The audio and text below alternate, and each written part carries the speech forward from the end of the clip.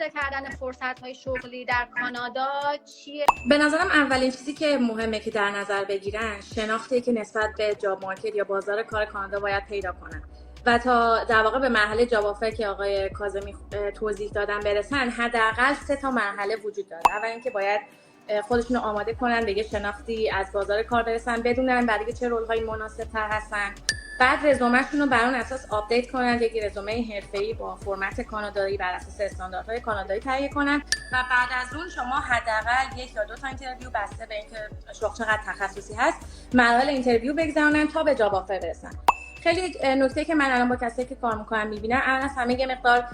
نمیدونن که چه کاری رو میخوان شروع کنن یا بر اساس تجربه‌ای که دارن چه کاری در واقع توی کانادا براشون وجود داره و در نهایت اون رول و اون کار میتونه به اقامتشون منجر بشه. برای همین تصمیم گیری تو اینکه چه رشته‌ای و در واقع چه فیلدی رو انتخاب کنن خیلی براشون میتونه هم به لحاظ شغلی هم در نهایت به لحاظ مهاجرتی سرنوشت ساز باشه. و تو مرحله بعدی